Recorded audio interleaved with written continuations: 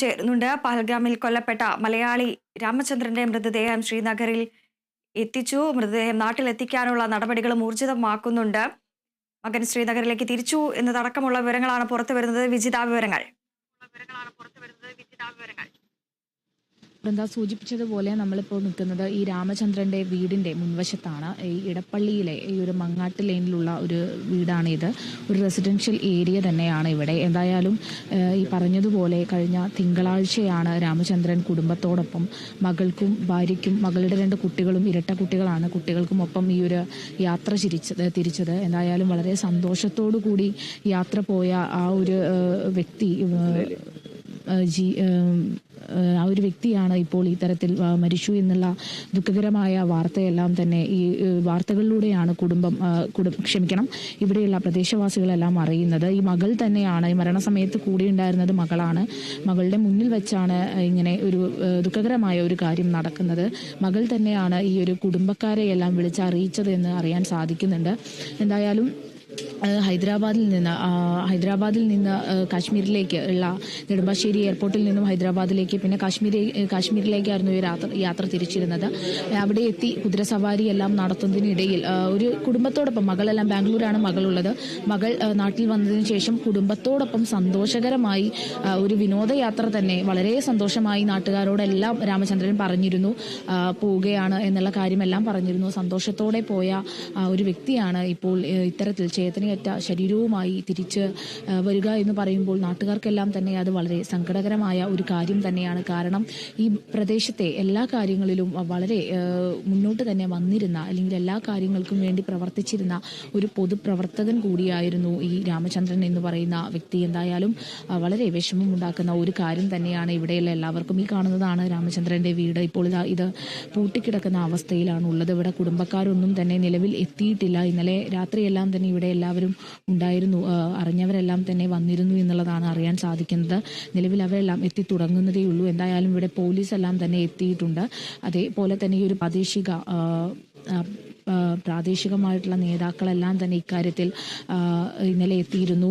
അനുശോചനം അറിയിക്കുകയില്ലെങ്കിൽ കുടുംബക്കാരോടൊപ്പം ഈ ഒരു സങ്കടത്തിലെല്ലാം പങ്കുചേരുകയും കാര്യങ്ങൾ അന്വേഷിക്കുകയും എല്ലാം ചെയ്തിരുന്നു. എന്തായാലും മകൻ ഇന്ന് ഹൈദരാബാദിൽ നിന്നും ഉച്ചയോടുകൂടി കാശ്മീരിലേക്ക് തിരിക്കും എന്നുള്ളൊരു കാര്യമാണ് അറിയാൻ സാധിച്ചിരുന്നത്. അത് തന്നെ നമുക്കും പ്രതീക്ഷിക്കാം. എന്തായാലും വേഗം തന്നെ മൃതദേഹമെല്ലാം നാട്ടിലെത്തിക്കാനുള്ള നടപടികളിലേക്കെല്ലാം തന്നെ കടക്കുമെന്ന് തന്നെയാണ് പ്രതീക്ഷിക്കുന്നത്. വിവിധ സംസ്ഥാന സർക്കാരുകളെല്ലാം ഇക്കാര്യത്തിൽ ഒരു സംസ്ഥാന സർക്കാരുകളുടെ എല്ലാം തീരുമാനത്തിന്റെ അടിസ്ഥാനത്തിൽ തന്നെയാണ് നടപടികളെല്ലാം പൂർത്തിയാക്കേണ്ടതുള്ളത്. ഇൻക്വസ്റ്റ് നടപടികൾക്കെല്ലാം ശേഷം മൃതദേഹം വേഗം വിട്ടുകിട്ടുമെന്ന് തന്നെയാണ് അറിയാൻ സാധിക്കുന്നത്. എത്രയും പെട്ടെന്ന് നാട്ടിലെത്തിക്കാൻ ഉള്ള ശ്രമങ്ങൾ നടക്കുന്നുണ്ട് എന്ന് തന്നെയാണ് അറിയാൻ സാധിക്കുന്നത്. എന്തായാലും ഇവിടെയുള്ള ഈ ഒരു നാട്ടുകാർക്കെല്ലാം തന്നെ ഒത്തിരി പ്രിയങ്കരനായിട്ടുള്ള ഒരു വ്യക്തിയാണ് ഈ രാമചന്ദ്രൻ എന്ന് പറയുന്നത്. അങ്ങനെയുള്ള ഒരാളുടെ വിയോഗത്തിൽ നാട്ടുകാരും പ്രദേശവാസികളും എല്ലാം കുടുംബക്കാരും എല്ലാം തന്നെ വിഷമത്തിൽ ഞെട്ടിത്തെറിച്ചിരിക്കുന്ന ഒരു അവസ്ഥയാണ്. ഈ ഒരു പ്രദേശത്തുള്ളവരെല്ലാം തന്നെ ഈ ഒരു വാർത്തകളിലൂടെ തന്നെയാണ് ഇങ്ങനെ ഒരു മരണം അറിയുന്നതും. എന്തായാലും വളരെ വിഷമകരമായിട്ടുള്ള ഒരു അവസ്ഥ തന്നെയാണ് നാട്ടിലുള്ളവർക്കും ഈ ഒരു രാമചന്ദ്രൻ എന്ന് പറയുന്ന ആളെ അറിയുന്ന എല്ലാവർക്കും എന്നാണ് പറയാൻ കഴിയുന്നത്. വൃന്ദ, തീർച്ചയായും വളരെ സങ്കടകരമായ വാർത്ത തന്നെയാണ് പുറത്തുവരുന്നത്. നിരായുധരായ നിരവധിയായ മനുഷ്യരെയാണ് ഒരു പ്രതിരോധത്തിനുമുള്ള അവസരം കൂടി നൽകാതെ ഭീകരർ സാധാരണ ജനങ്ങൾക്ക് നേരെ വെടിയുതിർത്തത്. ഇതിന് വലിയ രീതിയിലുള്ള തിരിച്ചടി തന്നെ ഇന്ത്യ നൽകും എന്നാണ് മന്ത്രാലയം അടക്കം അറിയിക്കുന്നത്. വിവരങ്ങൾ പങ്കുവയ്ക്കുകയായിരുന്നു വിജിത.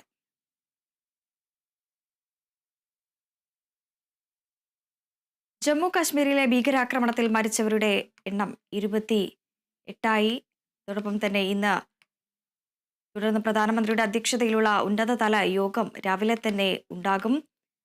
കശ്മീർ ഭീകരാക്രമണത്തിന്റെ പശ്ചാത്തലത്തിൽ ഹെൽപ്പ് ഡെസ്ക് തുടങ്ങി നോർക്ക മലയാളികൾക്ക് സഹായവും സേവനങ്ങളും വിവരങ്ങളും ലഭ്യമാക്കുന്നതിനായി മുഖ്യമന്ത്രിയുടെ ഓഫീസിന്റെ നിർദ്ദേശപ്രകാരമാണ് നോർക്ക ഹെൽപ്പ് ഡെസ്ക് തുടങ്ങിയത്. Norka Roots chief executive officer Ajith കൊളശ്ശേരിയാണ് ഹെൽപ്പ് ഡെസ്ക് തുടങ്ങിയ വിവരം അറിയിച്ചത്.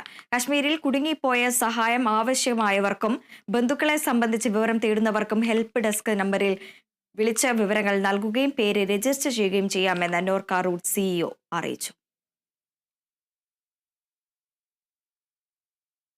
മറ്റു വാർത്തകളിലേക്ക്. കോട്ടയം തിരുവാതുക്കൽ വ്യവസായിയായ വിജയകുമാറിനെയും ഭാര്യ മീരയെയും കൊന്ന കേസിലെ പ്രതി അസം സ്വദേശി അമിത് തന്നെയെന്ന് സ്ഥിരീകരിച്ചു പോലീസ്.